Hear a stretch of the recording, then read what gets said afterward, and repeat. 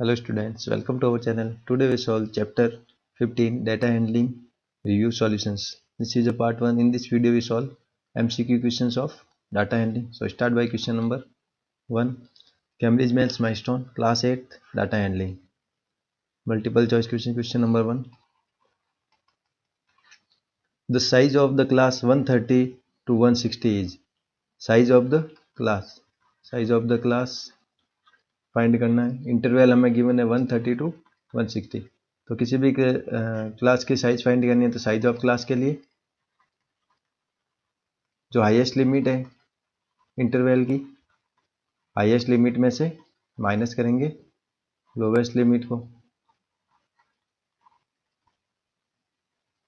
तो highest limit की कितनी है 160. तो 160 माइनस लोवेस्ट लिमिट 130. तो 160 माइनस 130 इट मीन्स 30 प्लस का 30. तो इंटरवल फर्स्ट में हो जाएगा अपना डी करेक्ट. नेक्स्ट देखिए question number 2. The name of the graph in which the data is represented in the form of a circle. तो circle के फॉर्म में कौन सा ग्राफ होता है? सर्कल चार्ट कहते हैं या उसको क्या कहते हैं? पाई चार्ट या pie graph.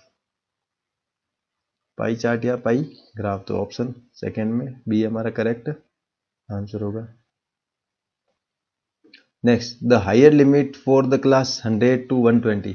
Higher limit it means जो इंटरवल हमें गिवन है उसके हाईएस्ट लिमिट कौन सी है? जो अपर लिमिट होती है वही हायर लिमिट होती है.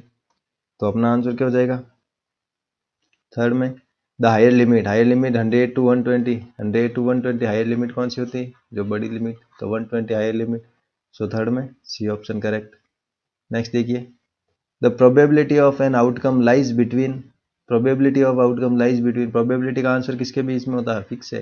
प्रोबेबिलिटी का आंसर होता है 0 to 1 के बीच में आंसर होता है. यानी जो इंटरवल हो जाएगा आउटकम्स वो हो जाएगा 0,1. इट मीन्स फोर्थ में बी ऑप्शन हमारा करेक्ट आंसर होगा.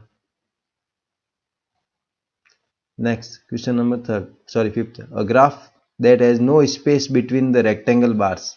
ग्राफ जिसके बीच में कोई भी स्पेस नहीं होता है. जब स्पेस होता है तो उसको तो बार ग्राफ कहते हैं. जैसे एग्जांपल में देखिए,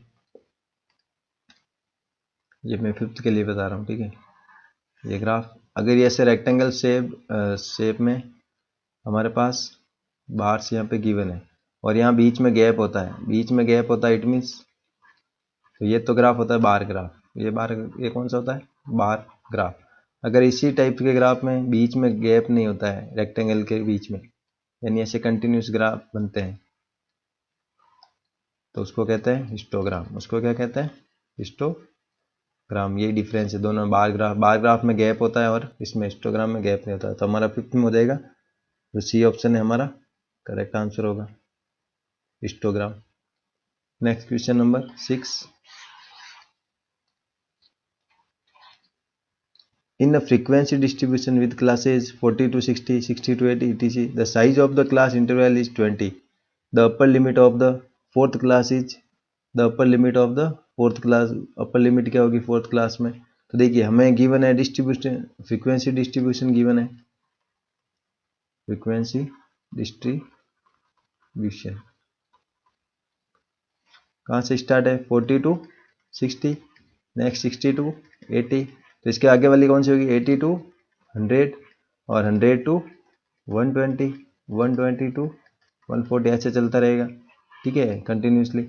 और इनके बीच का जो क्लास इंटरवल भी 20 है. देखिए सबके बीच में क्लास इंटरवल 20 का है. तो इसने क्या पूछा? The upper limit of the fourth class is. Upper limit of the fourth class. ये हो गई फर्स्ट, ये सेकेंड क्लास, ये थर्ड और ये फोर्थ में अपर लिमिट कितनी हो रही है? अपर लिमिट फोर्थ में 120. तो 5th में अपना आंसर हो जाएगा, 6 में आंसर हो जाएगा डी ऑप्शन हमारा करेक्ट ऑप्शन होगा. क्योंकि लिमिट कितनी होगी? अपर लिमिट 120, क्योंकि ये रही फोर्थ क्लास, इसमें अपर लिमिट 120 है तो अपना आंसर 120 होगा. नेक्स्ट देखिए question number 7. Next question 7. What is the probability choosing a constant from letters of English alphabet. Constant हमें चूज करना है, उसकी प्रोबेबिलिटी कितनी होगी? तो कांस्टेंट कितने होते हैं टोटल? 21. बाकी तो वोवल्स होते हैं. वोवल्स कितने होते हैं? 5. और इन दोनों को मिला के टोटल कितने होते हैं? 26. तो कांस्टेंट निकलने की प्रोबेबिलिटी कितनी होगी? कांस्टेंट फाइंड करने की what is the probability of choosing a constant, तो प्रोबेबिलिटी क्या हो जाएगी कांस्टेंट की, फेवरेबल आउटकम्स, फॉर्मूला क्या होता है, favourable outcomes divide by total number of outcomes, total outcomes कह सकते हैं। तो फेवरेबल तो हो गया 21, सो 21 अपॉन टोटल आउटकम्स 26, तो 21 अपॉन 26 आंसर होगा। तो 7th में हो जाएगा हमारा बी ऑप्शन करेक्ट। इस तरह से प्रोबेबिलिटी फाइंड करनी है। नेक्स्ट देखिए क्वेश्चन नंबर 8। नेक्स्ट देखिए question number 8। In office only 2 out of 5 employees participate in office tour, तो ऑफिस टूर में कितने पार्टिसिपेट करते हैं, 2 out of 5। What is the probability of the employee who did not participate in the office tour, तो जो office tour में participate नहीं करते हैं, तो ऑफिस टूर में पार्टिसिपेट कौन करते हैं, कौन नहीं कर रहे, देखिए कितने होंगे, 5 में से 2 पार्टिसिपेट करते हैं, तो पीछे कितने बचेंगे, लेफ्ट 3 बचेंगे जो पार्टिसिपेट नहीं करते हैं, पार्टिसिपेट नहीं करते हैं। तो इसकी प्रोबेबिलिटी क्या होगी, टोटल कितने हैं पार्टिसिपेट नहीं करने वाले, फेवरेबल आउटकम्स हो गया 3 डिवाइड बाई टोटल आउटकम्स 5, तो 3 अपॉन 5 इट मीन 0.6, तो प्रोबेबिलिटी कितनी हो जाएगी 0.6, तो 8 में हो जाएगा हमारा डी करेक्ट आंसर। नेक्स्ट देखिए question number 9। A coin is tossed 4 time, a coin is tossed 4 time the number of possible outcomes, तो कॉइन है वो 4 टाइम उसको हम उछालेंगे यानी टोस्ट करेंगे, तो किसी भी कॉइन को जो फिर पॉसिबल आउटकम्स फाइंड करने हैं कॉइन के लिए पॉसिबल आउटकम्स, तो फॉर्मूला होता है 2 की पावर n, जहाँ पर n क्या है, number of toast, number of toast यानी कितने बार उसको टॉस किया है, तो 2 की पावर n फॉर्मूला होता है। तो इस बार हमने टॉस कितने टाइम्स किया, 4 टाइम्स, तो 2 की power 4 it means 2 multiply 2 multiply 2 multiply 2, 2 to जा 4, 2 जा 8, 8 टू जा 16, तो पॉसिबल आउटकम्स कितने होंगे if we toss the coin 4 times, तो 9th में ऑप्शन हो जाएगा हमारा सी करेक्ट आंसर। तो आपको ये याद रखना है कॉइन के लिए। डाइस के लिए अगर ये ऐसे कैसे डाइस के लिए फाइंड करना है, डाइस के लिए फॉर्मूला होता है 6 की पावर n, क्योंकि उसमें 6 तक नंबर होता है, इसमें टू आउटकम्स ही निकलते हैं 1 कॉइन के लिए, तो 2 की पावर n होगा। और डाइस के लिए अगर डाइस को भी कितने टाइम अपन उछाले उसको, तो 6 की पावर n के फॉर्म में फाइंड कर सकते हैं इस तरह से। नेक्स्ट देखिए क्वेश्चन नंबर 10, सर इसका आंसर 9th में हो जाएगा आंसर 16। 10th में देखिए last question number 10।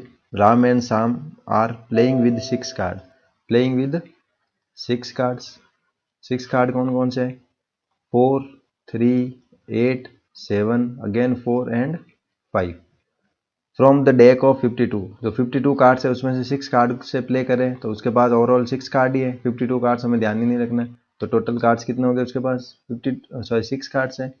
What is the probability Ram picking a card without seeing that has number 4 on it, इसमें से राम एक कार्ड को उठाता है पिक करता है, उसमें से 4 आने की उसकी प्रोबेबिलिटी कितनी होगी, कि वो कार्ड 4 का होगा, तो probability of 4, probability of 4 which equal to 4 कितने टाइम्स है कार्ड्स पर, तो फेवरेबल आउटकम्स फॉर्मूला लिखें तो favourable outcomes divide by total number of outcomes, favourable outcomes कितने, 4 कितने टाइम्स है 1 और 2 टाइम्स है, तो 2 टाइम्स आ सकता है यानी 2 होगा फेवरेबल आउटकम्स, और टोटल नंबर ऑफ आउटकम्स कितने कार्ड्स में से 6 में से, तो 2/6 इट मीन्स 1/3, तो 4 आने कार्ड के 4 आने की प्रोबेबिलिटी कितनी है 1/3, तो 10th क्वेश्चन में हो जाएगा डी ऑप्शन हमारा करेक्ट। इस तरह से हमने एमसीक्यू क्वेश्चन किए। नेक्स्ट पार्ट में मैं सब्जेक्टिव क्वेश्चन लेके आऊँगा। मैंने बीच में जो चैप्टर 14 है उसके सब्जेक्टिव क्वेश्चन स्किप कर दिए क्योंकि उसमें ज़्यादा इतना खास है नहीं, जो होंगे तो अगर मैं लास्ट में करवा दूंगा। तो उससे पहले अपन 15 चैप्टर के जो सब्जेक्टिव क्वेश्चन करेंगे नेक्स्ट पार्ट में, पार्ट 2 में। अगर वीडियो अच्छा लग रहा है तो लाइक करें और चैनल को सब्सक्राइब करना ना भूलें। Thanks for watching.